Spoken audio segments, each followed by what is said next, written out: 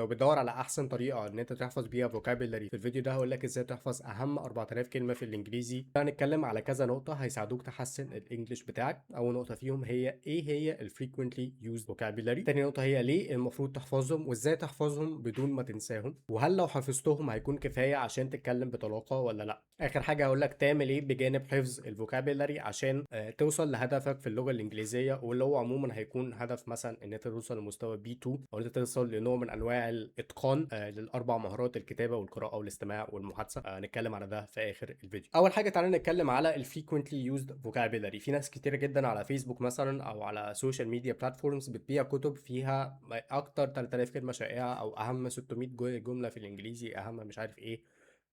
طبعا الكلام ده موجود فور فري على الانترنت وببلاش وعادي جدا، يعني ايزيلي اكسسبل. ممكن لو عملت على جوجل اكتر 3000 كلمه شائعه في اللغه الانجليزيه هتلاقيهم على جوجل. أم تعالى الاول نتكلم على ليه اصلا انا محتاج ان انا استعمل frequently used vocabulary او ان انا اتعلم frequently used vocabulary، على عكس ما قد ترى من مثلا السوشيال ميديا ريلز او الحاجات اللي بتشوفها على تيك توك وانستجرام. التيتشرز اللي بيقعدوا ينزلوا مثلا basic vocabulary و advanced vocabulary، او ان الكلمه دي كلمه B1 وانت محتاج ما تقولهاش وتقول الكلمه ال C1 الادفانسد قوي دي. طيب، نمبر 1، في الحقيقة هدف 90% من الناس، لو انت مثلا مش بتحضر لايلتس اكزام، او لو انت مثلا مش يعني مش شايف اي داعي ان انت تخلي لغتك معقدة اكتر الا لو انت في هدف مثلا ما من فعل ذلك. ممكن مثلا في الايلتس مهم ان انت تعمل كده فعلا عشان تحقق او ان انت تجيب باند سكور عالي في الامتحان، بس غير كده مفيش اي داعي ان انت تفخمها. تمام. مفيش داعي ان انت تتكلم بشكل الناس مثلا هتقول عليك متحضلق. تمام، او يعني ان انت بتحاول تشوف بشكل مش مريح. ومعظم الادفانس فوكابيلاري اللي انت مثلا بتشوفها على الريلز او على التيك توكس او ايا كان، يعني بتكون كلمه ومثلا كلمه مرادفه ليها شويه بس هي معناها مختلف تماما، او هتستعمل في سياق تاني، او لو استعملت اصلا يعني في اي سياق الناس هتبص لك باستغراب، عشان ممكن اصلا النيتيف سبيكر ما يكونش عارف معنى الكلمه دي. زي مثلا انا مصري مثلا مش بقرا كتير، مش بقرا مثلا كتب باللغه العربيه، بعدين جه واحد اجنبي قال لي مثلا كلمه انا ما اعرفهاش باللغه العربيه بس هي موجود، والكلمه دي فعلا موجوده في اللغه العربيه بس انا مش فاهمها او ما سمعتهاش، او بص له بصت اللي هو واو انت عارف الكلمه دي بس nobody cares يعني. على اي حال، انا شايف ان انت المفروض تحفظ frequently used vocabulary عشان ما تصعبهاش على نفسك وما تعقدش الامور بدون داعي. ال frequently used vocabulary هي الفوكابولاري اللي موجوده في الافلام، موجوده في الكونفرسيشنز مثلا مع native speakers. لو انت هتتكلم مع native speakers، دي الفوكابولاري اللي هم بيستعملوها على الانترنت، دي الفوكابولاري اللي بيستعملوها في فيديوهاتهم، في البودكاست بتاعتهم، في الافلام، في الاغاني. دي اللغه اللي النيتيف سبيكرز بيستعملوها. تمام، frequently used معناها ان هي شائعة استخدام، وهي شائعة الاستخدام لان دي اللغة اللي الناس بتتكلمها. ف I hope I've made that point. فاتمنى ان انا اكون وضحت النقطة دي عشان النقطة دي بجد بتعصبني، نقطة اللي هي ما تقولش كده وقول كده. طيب، بعد ما عرفت يعني ايه frequently used vocabulary، تعال نشوف مع بعض ازاي نتعلم ال frequently used vocabulary دي وازاي نحفظ ال vocabulary دي مع بعض. طيب، الطريقة اللي هنتعلم بيها الفوكابيلاري هيكون مبني على سلسلة كتب للينجويست أو عالم لغويات اسمه بول نيشن. هو كتب كتب اسمها أكتر 4000 أو أكتر أهم 4000 كلمة في اللغة الإنجليزية، اسمهم 4000 Essential English Words. وهو منزل الكتب دي، أو مش منزل الكتاب كامل يعني، بس عموما الكتب دي موجودة فور فري، وهحط لك اللينك بتاع الموقع ده في الديسكريبشن تحت الفيديو. تعال نبص مع بعض على الكتاب. انا اوريدي كنت منزل منه الوورد ليست بتاعته. هنبص كده اوكي. طيب، دي الوورد ليست اللي موجوده في كل يونت. تقسيمه الكتاب عموما بيكون ان هو في 6 كتب. اول كتاب ده هو معمول للبيجنرز، فدي تقسيمه الكتب. تعالوا نبص مع بعض. طيب، The books in the 4000 Essential English Word Series Frequency Levels and CE4 Levels. الكتاب الأول فيه أهم 1000 كلمة في اللغة الإنجليزية. هو في الحقيقة فيه 600 كلمة، كل كتاب فيه 600 كلمة، بس الكتاب الأول معمول على أساس إن أنت عارف أول 400 كلمة في اللغة الإنجليزية، كلمات بديهية زي مثلا the, he, she, it, brother, sister, family، مش عارف إيه، job. كل الكلمات دي أنت هتلاقي أصلا إن أنت أوريدي عارفها. طالما انت دخلت مدرسه يعني غالبا الكلمات دي انت هتكون اوريدي عارفها. هو بيبني بس من على 400 دول بيبني 600، فعشان كده بيقول لك دول اول 1000 كلمه في اللغه الانجليزيه. بعدين بوك 2 بيدرس لك برضه 600 كلمه، بعد كده 600 كلمه، بعد كده 600 كلمه، 600 كلمه، يعني كل كتاب من الاخر فيه حوالي 600 كلمه. الكتاب الاول والتاني مناسبين للمبتدئين مستوى A2. الكتاب الثالث والرابع مناسبين للمستوى الانترميديت، يعني من الثالث للخامس هو مستوى الانترميديت لحد الابر انترميديت ولحد مستوى C1. طيب تعالى نبص مع بعض كده على الستراكشر بتاع الكتاب او على الورد ليست مع بعض. فين بقى انا كنت فاتحها؟ ماشي، ادي الكلمه وادي البورت اوف سبيتش. مهمه جدا برضو تip على الماشي ان انت وانت بتتعلم اي كلمه محتاج تعرف ايه هو نوع الكلمه دي. هل هو فعل ولا اسم ولا adjective ولا adverb ولا ده pronoun ولا ده ايه؟ تمام، يعني ممكن نقسمهم بس for now لاربع اجزاء رئيسيين: فعل، اسم، صفه، ولا adverb ده تقريبا ظرف، مش عارف بالعربي. المفروض كنت محضر كويس للبتاع بس هي جت كده. المهم يعني اعرف نوع الكلمه ايه وانت بتذاكرها. فمثلا typical هنا دي وصف adjective. It's normal something that usually happens. طيب عندي alcohol noun، عندي verb agree فده فعل agree. وبعد كده مثلا تقدر ان انت هتلاقي مثلا بعد كده هتقابلك كلمه agreement، فانت تعرف ان agreement دي هي الناون بتاع الفيرب اللي انت اتعلمته زمان اللي هو agree. تمام. فعندك في كل يونت الكلمه، البارت اوف سبيتش والديفينيشن بتاعها. فاجري الاتفاق to have the same opinion or belief as another person. حاجه لذيذه جدا ان الكتاب والطريقه اللي احنا هنحفظ بيها الكتاب، هنحفظ الكتاب عن طريق برنامج اسمه انكي. تمام.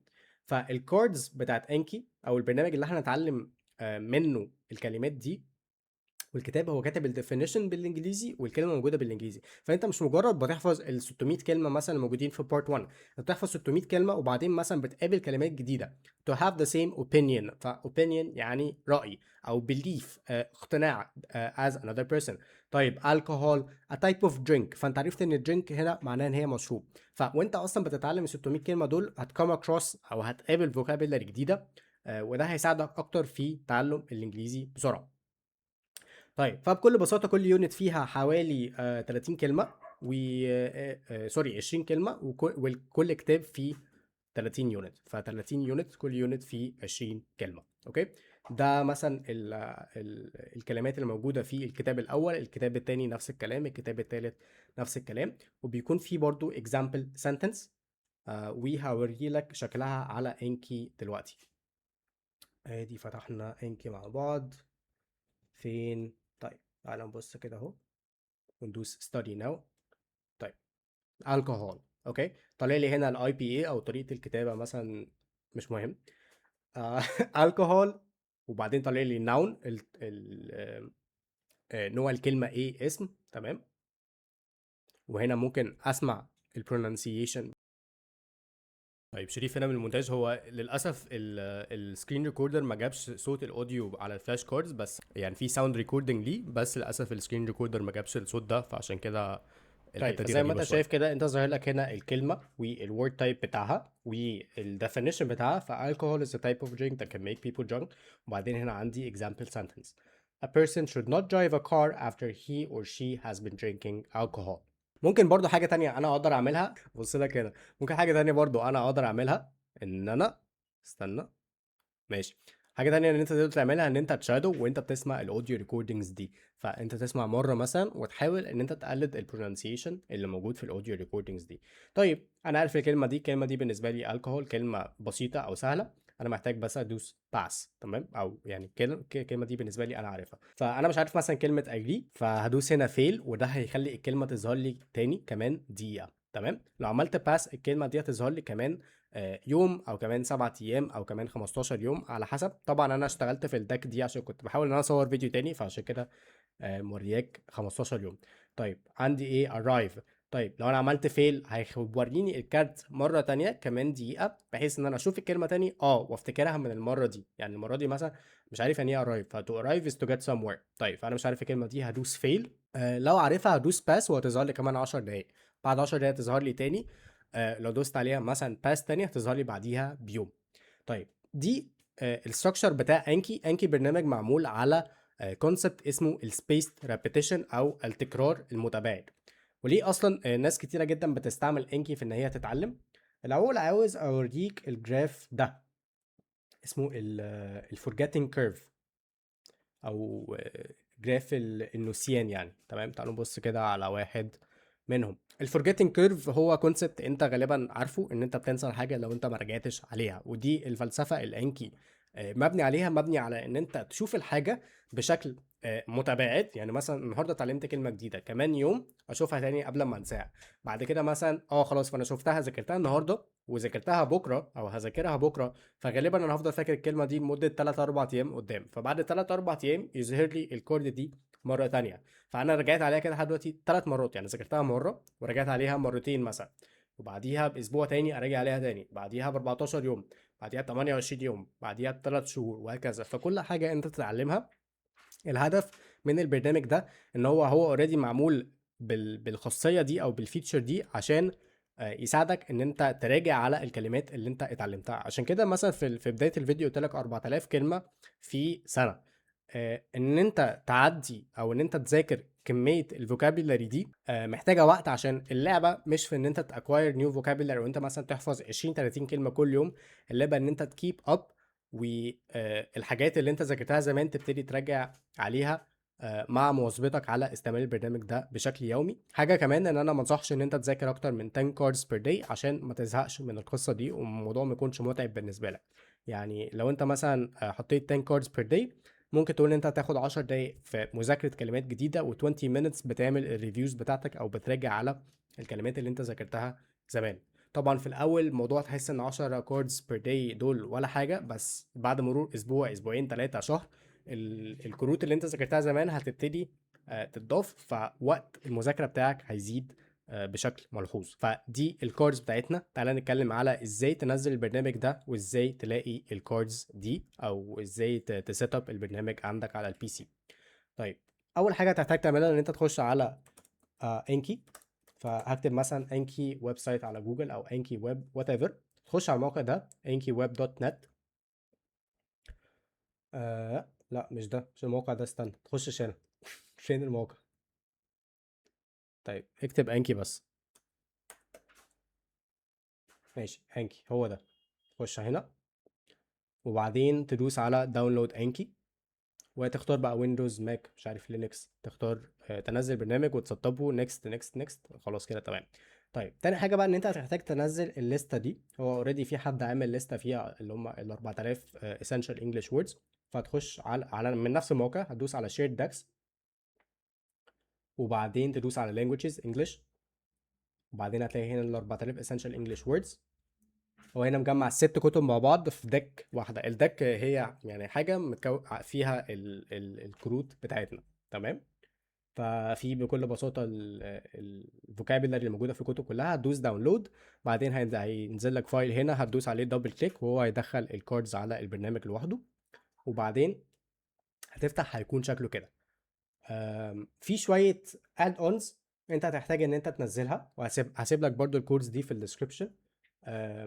هتحتاج ان انت تنزل الاد اون ده، فان هو يسيب لك تو اوبشنز، فباس او فيل، اللي هو الكلمه دي عارفها او الكلمه دي انا مش عارفها. البرنامج الاوريجينال فيرجن بتاعته في مثلا جود اجان مش عارف ايه، في اربع اختيارات. يعني عشان تبسط الامور على نفسك خليه باس وفيل بس. هتحتاج ان انت تنزل ريفيو هيت ماب عشان تشوف البروجرس بتاعك من بره. فانا مثلا ده البروجرس بتاعي. فانا هنا مثلا يوم الاثنين جون 15 ذاكرت 11 كارت، يوم 22 ذاكرت 7، وبعدين وقفت شهر. ولا وقفت قد ايه؟ وقفت اسبوع، بعدين ذاكرت شويه هنا، بعدين ذاكرت شويه هنا، بعدين ذاكرت شويه هنا. طبعا I'm not consistent، بس انت عاوزين يعني عندك يكون كله اخضر.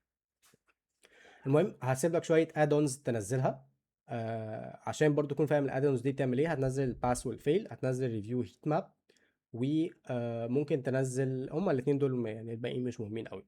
طيب بعدين اخش على الكارد هنا. تمام، بعدين تدوس على اوبشنز، بعدين هتحط بقى السيتنجز اللي هو انا عاوز 10 كاردز بير داي. فانا هحط نيو كاردز بير داي هنا، هتلاقيها الديفولت بتاعها عندك 20، وماكسيمم ريفيوز بير داي خليهم مثلا 200، او ما هم هيكونوا اصلا الديفولت بتاعهم 200، خليه زي ما هو كده. في اوبشن لذيذ مثلا ان انت تخليه يظهر لك تايمر وانت بتذاكر، بس برضو مش مهم قوي يعني، خلينا في الحاجات الرئيسيه. بس كده دي الدك بتاعت ال 4000. طيب تعالى نتكلم على حاجه تانية ممكن تواجهك وانت بتستعمل الدك دي، ان الناس اللي بتتفرج على الفيديو دي غالبا مستوياتها هتكون مختلفه. في حد مثلا مبتدئ، في حد بالنسبه له كلمه زي الكحول عبيطه، هو محتاج يتعلم مثلا كلمات مناسبه لمستواه، مثلا حد بي 1 او بي 1 بلس او بي 2، او حد عاوز يتعلم كلمات مستوى مثلا بي 2 فبيتعلم كلمات السي 1. لو دخلت على الدك هنا وبعدين دوست على براوز، هتلاقي متقسم لكذا كاتيجوري، او ممكن حتى بعد ما الفيديو ده يخلص انا اقسم الكورس دي ست كتب. وبوك 1 مثلا دي الكورس بتاعته، لو انت مبتدئ نزل بوك 1 وبوك 2، لو انت انترميديت هتنزل بوك 3 وبوك 4، لو انت upper intermediate هتنزل 5 و6. وتعدي على الكوردز كده. واي كارد عموما بالنسبه لك، يعني الكارد فيها الدك فيها 600 كلمه، فبكل بساطه انت تقدر تحذف الكلمات اللي انت حاسس ان هي سهله بالنسبه لك. فانا مثلا مبتدئ بس مش مبتدئ قوي، فانا مثلا A2 بس عاوز اعدي على الكلمات مثلا بتاعه الكتاب الاول، فانا عندي كلمه مثلا زي month انا مش محتاج ان انا اذاكرها، فبكل بساطه انا ممكن امسحها، صح؟ ممكن ادوس كنترول ديليت، فكده الكلمه دي اتحذفت ومش هحتاج ان انا اقعد اذاكرها. فهتعدي كده تعمل براوز وتشوف الكلمات اللي انت عاوز تذاكرها، او ممكن وانت بتذاكر عموما ان انت تديليت كاردز. فانا هدوس مثلا study now، الكلمه دي arrive بالنسبه لي خلاص بقى مش عاوز اشوفها تاني، فانا هدوس هنا وادوس فين delete note. تمام، فالكارد دي هتختفي من الدك. وممكن بقى وانا ماشي اجست ايه شهر اغسطس، تمام مش عاوزها، كنترول ديليت. بوت كارب عارفها، كنترول ديليت. بريكفاست سهله، كاميرا سهله، كابيتال لا دي جديده عليا، كابيتال يعني ايه كده، فكابيتال كده. اتكلمنا على انكي، اتكلمنا على frequently used vocabulary. تعال نتكلم دلوقتي على هل لو حفظت الفوكابيلاري او ال 4000 كلمه دول خلاص ما انا مش محتاج اعمل حاجه تاني، ولا يعني is language learning all about ان انا احفظ الفوكابيلاري دي ولا لا؟ طبعا من اكتر الحاجات اللي الناس بتعملها غلط ان هي بتحفظ فوكابيلاري وخلاص. حتى لو الكلمات اللي موجوده في الكورس دي محطوطه في كونتكست، انت محتاج تشوف نفس الكلمات دي في سياقات مختلفه، عشان الكلمه معناها بيتغير في سياق مختلف. فانا مثلا arrive دي معناها احنا شفناها كذا مره في الفيديو، مثلا arrive معناها يوصل مكان مثلا. فايه طيب البريبوزيشن اللي بيجي مع الكلمه دي؟ بنقول arrive to ولا at ولا in ولا on ولا ايه؟ فعشان تعرف الحاجات دي، وعشان مثلا في كلمات معناها حرفيا بيتغير باختلاف السياق، فممكن كلمة مثلا يكون ليها معنى في سياق معين، وسياق مختلف مثلا يكون ليها استعمال معين. او كلمة زي agree احنا اتعلمنا ان هي دي verb، طيب الناون فورم منها ايه؟ طيب في كلمات مثلا ممكن تمشي noun وممكن تمشي adjective لو غيرت فيها حتة. فبكل بساطة الإجابة المختصرة للسؤال بتاعك لأ، ال 4000 كلمة دول مش كافيين. وكون ان انت تذاكر من القاموس او ان انت تشتري كتاب اكتر 3000 جملة شائعة، اكتر 6000 جملة مستعملة، مش كافيين. لازم بجانب المذاكره acquisition، او يعني ايه، لازم بجانب سوري مش acquisition، immersion. بجانب المذاكره لازم انا اكون منغمس في اللغه دي، وان انا اتعرض للكونتنت، او ان انا اقرا حاجات في اللغه دي وانا بتعلمها. مما معناه باختصار ان انت محتاج تقرا وتستمع ايا كان مستواك، للبيجنرز والانترميديت والابر انترميديت. memorizing vocabulary is not enough. واحب افكرك ان معظم الناس اللي بتتكلم انجليزي كويس، الناس دي ما تعبتش قوي في تعلم اللغه. الناس بتقول لك انا اتعلمت انجليزي 3 شهور، وانا اتعلمت في شهرين، وانا اتعلمت في مش عارف ايه. دي غالبا بتحور عليك عشان تجيب فيوهات. اوكي، انا بقالي ب 10 15 سنه مثلا مش بعمل حاجه غير ان انا بسمع حاجات بالانجليزي وبقرا حاجات بالانجليزي. ولحد النهارده لما باجي اتكلم ساعات بعطل، وساعات بميك ميستيكس، وساعات بعمل جراماتيكال ميستيكس، وساعات بعمل pronunciation mistakes and I'm not ashamed to admit it. واي مثلا non native speaker بيقول لك ان هو مش بيغلط، ما غالبا بيكذب عليك يعني. ماشي، تعال نتكلم على تعمل ايه بجانب الفلاش كاردز، وتتفرج على ايه بالتحديد. وهديك شويه تيبس كده جنرال. يعني لو انت مستواك ما بين A1 و A2 في المستوى ده، تحتاج ان انت تقرا comprehensible input. يعني عموما الانبوت اللي انت محتاج تاخده، يعني اي حد مثلا اقل من B2 في مستوى B2 انت مور ليس بتكون بتعرف تسمع. المفروض يعني بتعرف تسمع مور ليس كل حاجه، ممكن كلمات جديده تقابلك بس انت بتقدر تفهم اي حاجه تقريبا بتشوفها على الانترنت، سواء بودكاست، فيديو، مش عارف ايه، بتقرا مثلا نوفل عادي، يعني بتقرا في كلمات بتيجي قدامك بس مش بتعيقك عن الفهم ده. طيب تعالى نتفرج على يوتيوب كده مع بعض، وارشح لك كام مصدر تقدر تتفرج عليه لو انت مبتدئ خالص، لو انت مستواك مثلا ما بين A1 و E2. A2 اكتر كلمه محتاج ان انت تكون عارفها، او يعني اكتر حاجه هتكون صديقتك في او صديقك في الرحله دي، comprehensible input. comprehensible input هو كونتنت معمول بالتحديد لمتعلمين اللغه الانجليزيه، بحيث ان هو يبسط المدخلات بتاعتك، المدخلات من reading و listening. ده بيكون يعني ناس بتعمل كونتنت بشكل بسيط بحيث ان انت تقدر تفهم اكتر. طبعا اشهر واحد موجود دلوقتي في اللعبه دي كلها اسمه فولكا انجلش. زي ما انت شايف بيصور فلوجز كده، اتكلم فيها بالراحه، وبيظهر سبتايتلز او كابشنز على الفيديو وهو بيتكلم. تمام. حاجه كمان اتكلمت عنها في فيديو زمان، بس احب برضو ان انا اقول عليها في الفيديو ده لو انت اول مره تشوفني. هو ابلكيشن او جوجل كروم اكستنشن ارشح لك جدا ان انت تنزله، اسمه لانجويج رياكتور. لانجويج رياكتور بيتيح لك ان انت تتفرج، وانت بتتفرج على فيديو يظهر لك الترانسليشن بتاع الكلمات. آم، هتلاقيه ماشي. تعالى اشرح لك مش مشكله. آه تخش على languagereactor.com. هتكتب language reactor على جوجل، بعدين تخش هنا، بعدين هتدوس install chrome extension وتعمل له بين من هنا، تثبته فوق كده بس، وهيظهر على الشمال على يوتيوب. تظبط السيتنجز ازاي تخليه انجلش ترانسليشن لانجويج Arabic، وتخليه يعمل هايد سبتايتلز. كمان هتحتاج ان انت تسيت الفوكابيلاري ليفل بتاعك، فتدوس هنا سيت فوكابيلاري ليفل عشان لو في كلمه جديده هو يظهرها لك بلون يلفت انتباهك. فجرين مثلا او اللون هنا اخضر، معناه ان موست لايكلي انت عارف معنى الكلمه دي. لو انا مثلا خليت الفوكابيلاري ليفل هنا بتاعي بيقول لك ايه، كليك ذا لاست رو، اختار اخر صف انت عارف فيه كل الكلمات. انا بالنسبه لي مثلا عارف يعني ايه have و but و say و let some yes. وعارف برضو هنا كل الكلمات دي. هاجي هنا مثلا act message size lady jaw community، ماشي عارف برضو هنا الكلمات دي. وهنا طيب الصف ده مثلا انا مش عارف يعني ايه كلمه official، او مش عارف كلمه equipment. طيب فانا عارف اخر رو بالنسبه لي هو ده. اذا اي كلمه تاني بره الرو دي غالبا هتكون صعبة بالنسبة لي.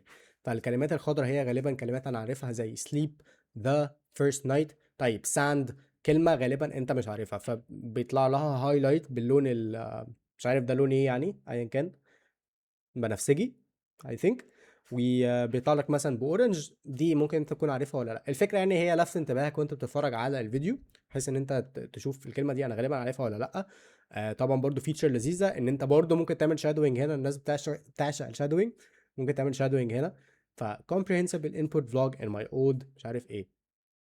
فتقدر تشادو ان انت تعيد مع النيتيف سبيكر من على الجنب.